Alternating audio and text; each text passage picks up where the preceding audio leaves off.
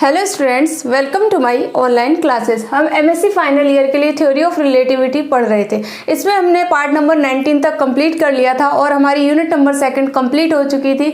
आज हम स्टार्ट करने जा रहे हैं यूनिट 3। आप लोगों की डिमांड पर आपसे वोट करवाए गए थे कि आपको कॉस्मोलॉजी स्टार्ट करनी है या फिर यूनिट 3, तो उसमें यूनिट 3 के ज़्यादा वोट थे। तो आज हम स्टार्ट करते हैं यूनिट नंबर 3 और हमारा पार्ट नंबर रहेगा थ्योरी ऑफ रिलेटिविटी का पार्ट नंबर 20। ठीक है, और आपकी जिस भी यूनिवर्सिटी के सिलेबस में थ्योरी ऑफ रिलेटिविटी आप इसको कंप्लीट देख सकते हैं। तो पार्ट नंबर 19 तक यूनिट 1, यूनिट 2 हमने कवर कर ली थी। बहुत ही इंपॉर्टेंट यूनिट है और थ्योरी ऑफ रिलेटिविटी का जो बेसिक है वो वहीं से स्टार्ट होता है। अगर आपने पार्ट नंबर 19 तक कंप्लीट नहीं देखा है तो आप सभी लोग जाकर के इसको विजिट कर सकते हैं। साथ में आज स्टार्ट करते हैं पार्ट नंबर 20 और यूनिट नंबर 3। तो यूनिट नंबर 3 का जो हमारा फर्स्ट टॉपिक है वो है प्रिंसिपल ऑफ इक्विवेलेंस। तो प्रिंसिपल ऑफ इक्विवेलेंस क्या होता है? तो सपोज कर लो कि हमारे पास में कोई एक बॉडी है, उस बॉडी पे हम ग्रेविटेशनल फील्ड भी लगाते हैं और कुछ इनर्शियल फ्रेम्स होते हैं जिनमें कोई इंटरनल फोर्सेस होते हैं, वो भी एक्ट करते हैं किसी एक बॉडी पर। अगर ये दोनों क्या करते हैं, एक्ट करते हैं किसी एक बॉडी पर ग्रेविटेशनल फील्ड, और एक आ जाता है आपका इनर्शियल फ्रेम्स में जो भी आपके इंटरनल फोर्सेज होते हैं, वो सब अगर रिएक्ट करते हैं एक ही बॉडी पर, तो क्या होते हैं, वो लगभग क्या होते हैं, लोकली इक्विवेलेंट होते हैं एक दूसरे के। तो ये क्या था, आपका प्रिंसिपल ऑफ इक्विवेलेंस था। फिर क्या करा कि एक ऑब्जर्वर आया, उसने क्या करा, एक एक्सपेरिमेंट करा जिसमें उन्होंने क्या करा, जैसे सपोज कर लो ये हमारी क्या है, अर्थ है। क्या है? अर्थ है। यहाँ पर कोई एक बॉक्स फिक्स कर दिया इन्होंने अर्थ पर।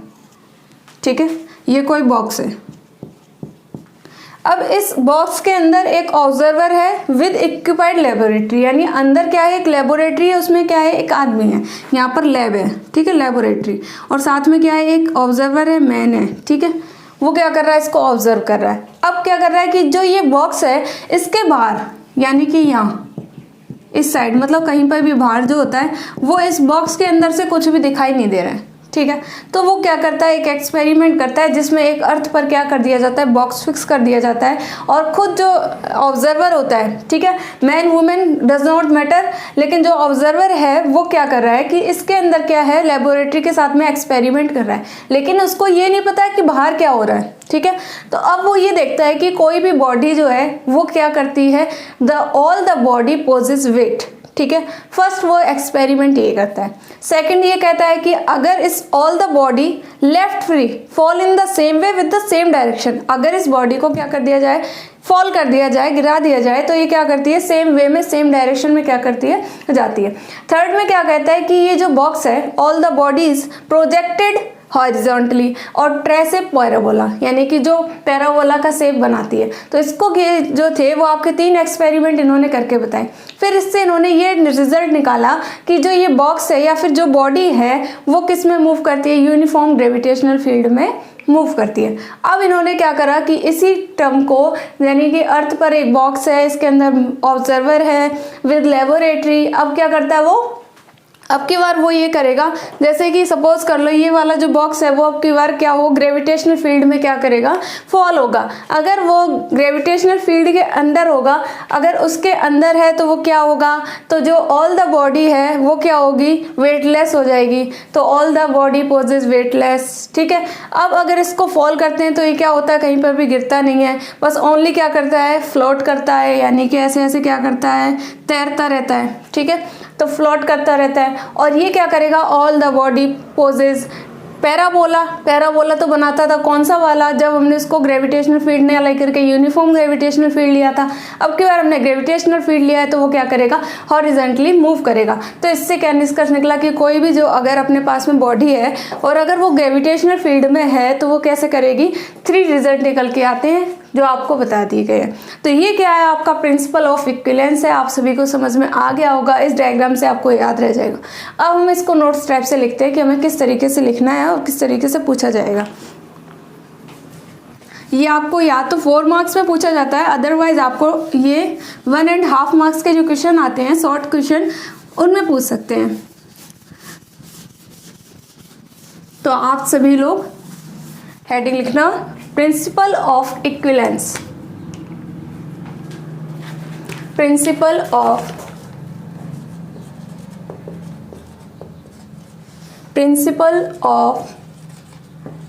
Equivalence.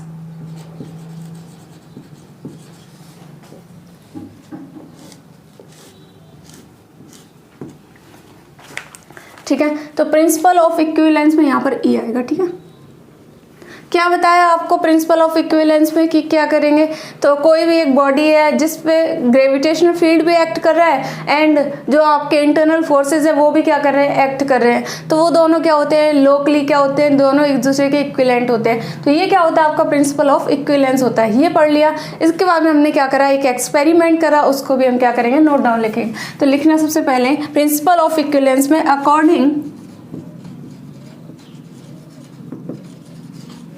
according to the principle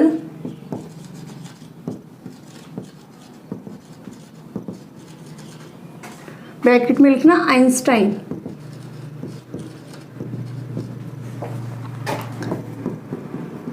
the gravitational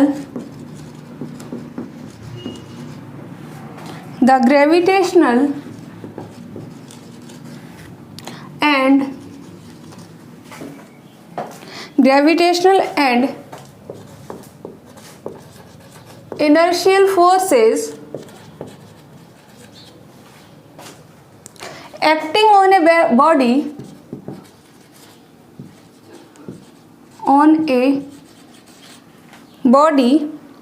are locally equivalent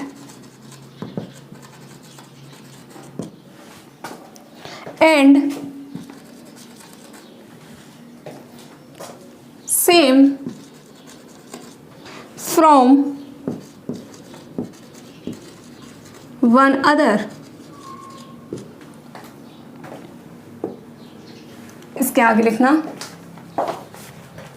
he demonstrates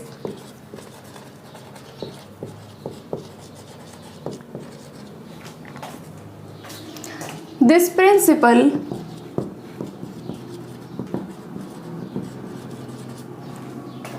with the help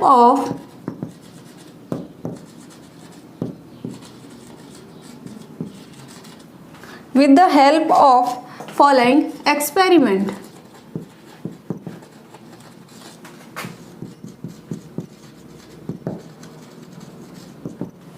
क्या कह रहा है, देखो, according to the principle Einstein the gravitational and inertial forces acting on a body are locally equivalent and same from one other. क्या कह रहा है कि अगर किसी भी एक बॉडी पर अगर ग्रेविटेशनल फील्ड और इनर्शियल फ्रेम्स पे जो भी आपके इनर्शियल फोर्सेज होते हैं अगर वो अप्लाई कर दी जाए तो वो क्या होंगे, लोकली इक्विवेलेंट होंगे and same from one other, एक दूसरे से क्या होंगे, सेम होंगे। He demonstrate this principle with the help of following experiment. अब क्या देखेंगे हम, एक्सपेरिमेंट देखेंगे जो अभी हमने नोट डाउन करा था कि ये अपनी अर्थ है, बॉक्स है, फिर कौन कौन सी कंडीशंस होंगी, फिर देखेंगे उसमें कौन कौन से महत्वपूर्ण बिंदु आएंगे, ठीक है। तो अब इसके आगे लिखना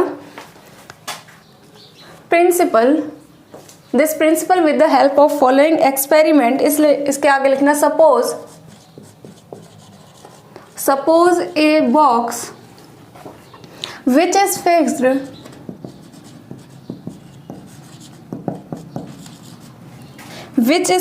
on the earth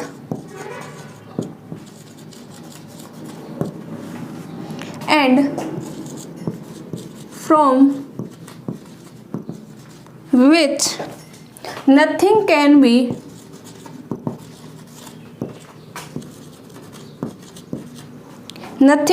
be known of what happens outside it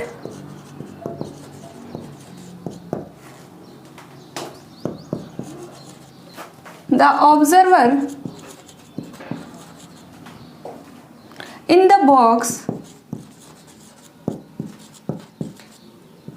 is equipped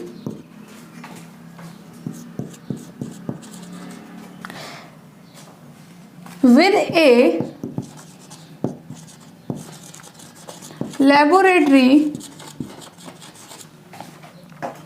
in which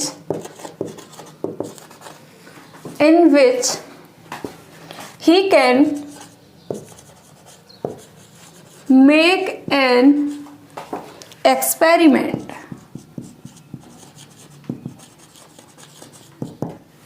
क्या कह रहा है, देखो suppose a box which is fixed on the earth, एक बॉक्स है उसको फिक्स्ड करा किस पर, अर्थ पर, from which nothing can be known of what happens outside it, इसके बाहर क्या क्या हैपन हो रहा है ये हमें नहीं पता है। The observer in the box is equipped with a laboratory in which he can makes an experiment, उस बॉक्स के अंदर वो ऑब्जर्वर जो है वो लेबोरेटरी के साथ में है और वो क्या कर रहा है, उसके अंदर एक एक्सपेरिमेंट करेगा। अब उस एक्सपेरिमेंट को करने के बाद में ऑब्जर्वर ने क्या क्या ऑब्जर्व करा, जो हमने 3 पॉइंट्स देखे थे कि all the body possess weight and all the body when left free fall in the same way in the same direction, इस तरीके से जो हमने 3 पॉइंट देखे थे वो हम क्या करेंगे, इसके ऑब्जर्व में लिखेंगे। तो लिखना he observe that,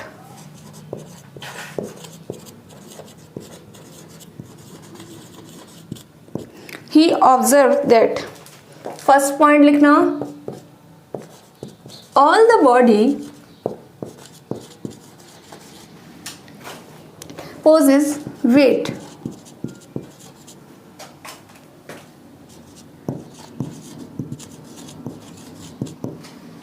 second point लिखना इसमें all the bodies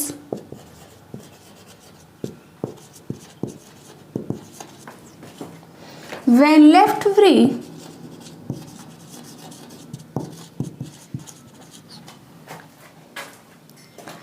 fall in the same way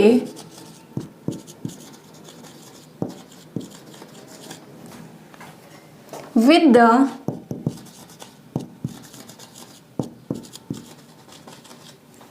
same direction. And third, a body projected horizontally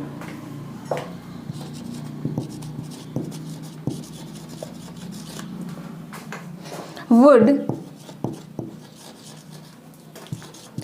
trace a parabola।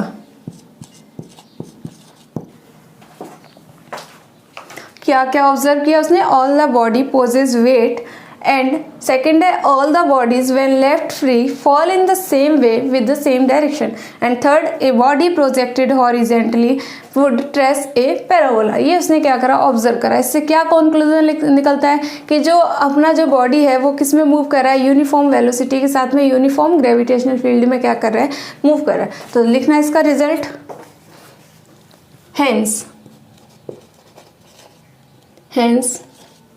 he concludes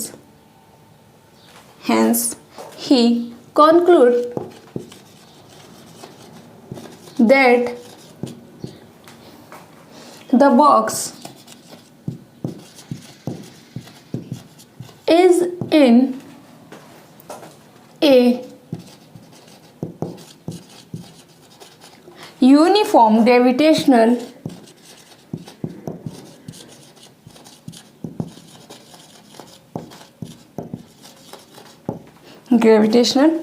field.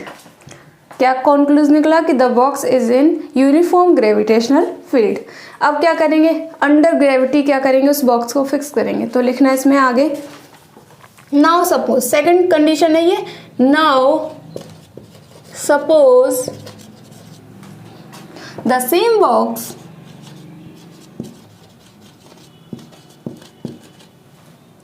is falling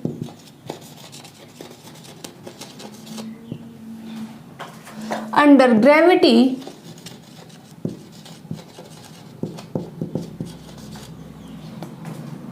and the observer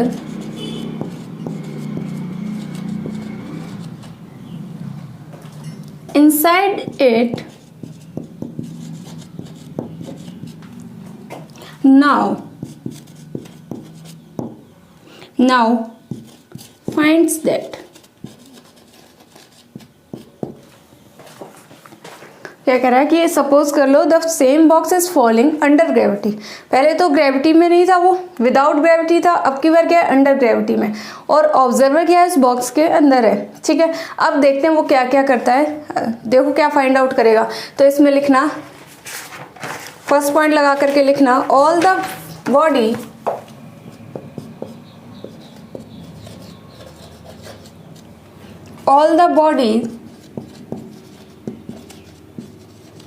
are weightless.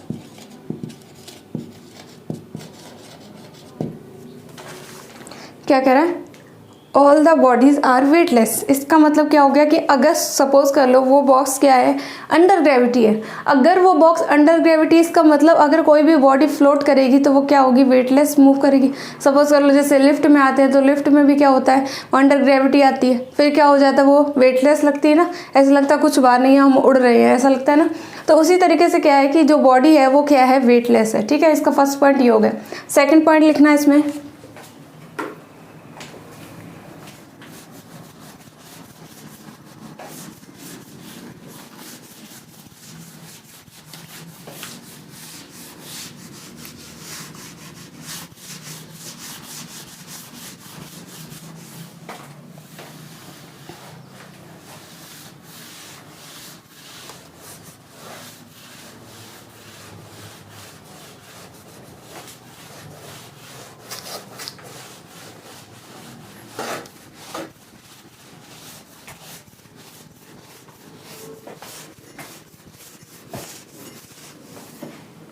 अब इसके आगे लिखना second point में, all the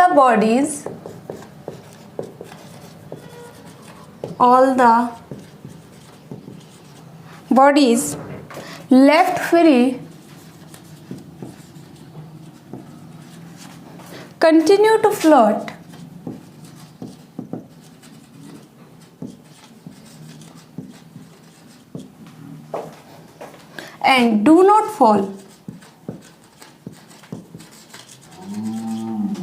and do not fall in any direction.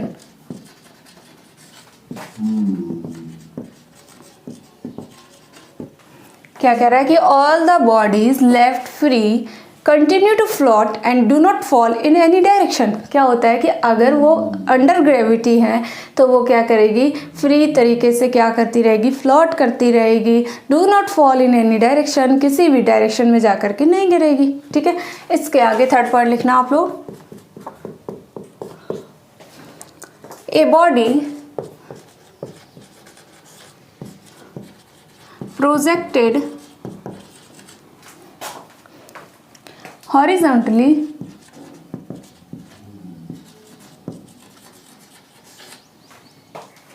moves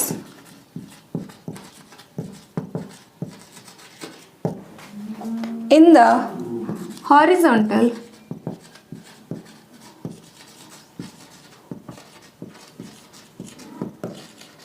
direction. ठीक है, अब इससे क्या कंक्लूजन निकलता है वो भी लिख ले। तो लिखना, hence he concludes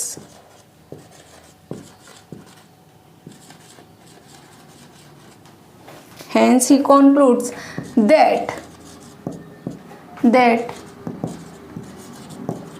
his frame is an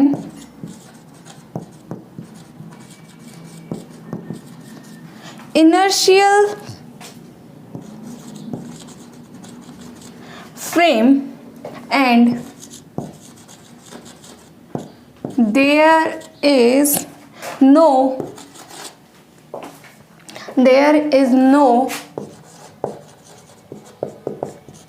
gravitational field in his neighborhood।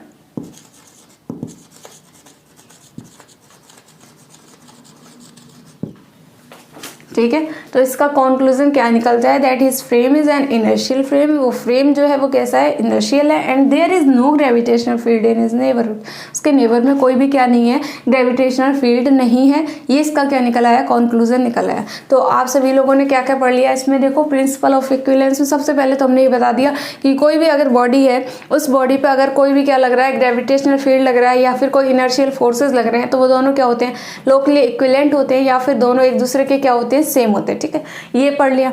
इसके बाद में हमने क्या करा कि एक ऑब्जर्वर ले लिया। ठीक है, अर्थ पर हमने इसको क्या कर दिया, बॉक्स को फिक्स करा। बॉक्स को फिक्स करा, उसके अंदर क्या था, ऑब्जर्वर था विद ए लेबोरेटरी, और उसको हमने क्या करा, 3 कंक्लूजन निकाले। ठीक है, रिजल्ट क्या आया उससे वो भी देख लिया कि अगर वो सपोज कर लो अंडर ग्रेविटी है और विदाउट ग्रेविटी है तो अलग अलग क्या निकले, कंक्लूजन निकले।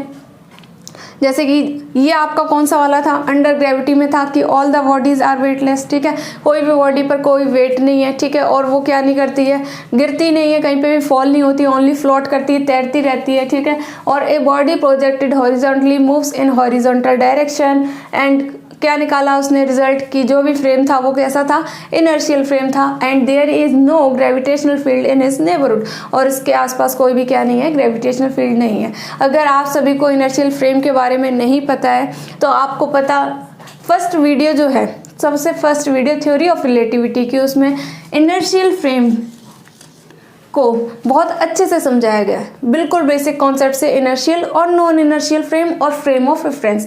अगर किसी को समझ रहे हैं तो आप लोगों को आई बटन में लिंक दे दी जाएगी, आप लोग इनर्शियल फ्रेम वहाँ से कंप्लीट कर सकते हैं। ठीक है, तो ये क्या निकाले इसने, कंक्लूजन निकाले, अलग अलग एक्सपेरिमेंट करके 3 उसने क्या निकाले, पॉइंट्स निकाले, उसके बाद में एक एक कंक्लूजन निकाल लिया। तो ये जो हमारा टॉपिक था ये क्या था, प्रिंसिपल ऑफ इक्विवेलेंस। ये यूनिट 3 का हमारा फर्स्ट टॉपिक था। और एमएससी प्रीवियस एमजीएससी यूनिवर्सिटी के एग्जाम 29 मार्च से स्टार्ट है। आपका फर्स्ट एग्जाम एब्स्ट्रैक्ट अलजेब्रा का होगा। आप लोग सभी लोग अच्छे से तैयारी करें। लास्ट टाइम पर कभी भी कोई डिफ़िकल्ट टॉपिक ऐसा ना पढ़ें जो आपने पूरी साल नहीं पढ़ा है। सिर्फ मेन टॉपिक्स कवर करें, स्ट्रेस बिल्कुल ना लें, प्रॉपर नींद लें। ठीक है, और लास्ट में क्या होता है कि कई बार हम डरते हैं एग्ज़ाम से, तो हमें एग्ज़ाम डरना नहीं है, एग्ज़ाम तो है और देना भी है। ठीक है, और कॉन्फिडेंस के साथ जाओ, कॉन्फिडेंस लूज बिल्कुल नहीं करना है। अच्छे से प्रॉपर रेस्ट लो, बढ़िया दिमाग को एकदम शांत रखो, और एग्ज़ाम से पहले 1 घंटे पहले बुक छोड़ देना बिल्कुल भी। ये नहीं हो कि लास्ट टाइम तक आप बुक्स पढ़ रहे हो, और बिल्कुल अच्छे से तैयारी करो। लास्ट में जो मेन पॉइंट्स हैं उनको रिवाइज कर लो। ठीक है, बर्डन लेना नहीं है, रात में अच्छे से सोना है, रेस्ट करना है प्रॉपर, अगले दिन जा करके एग्ज़ाम दे के आना है। अपनी नोटबुक को भरते समय अपने रोल नंबर्स का विशेष ध्यान रखना। जब उसमें फिल करते हैं ना, पॉइंट लगा करके ओवर मार्कशीट में जैसे आते हैं ना, राउंड शेप में इस तरीके से फिल करते हैं, ये वाला, तो इनको ध्यान से फिल करना, जिससे कि इसमें कोई मिस्टेक ना हो, जिससे कि आपको आगे कोई परेशानी ना हो। बढ़िया से कॉपी लिख के आएँ, सेक्शन वाइज काम करें।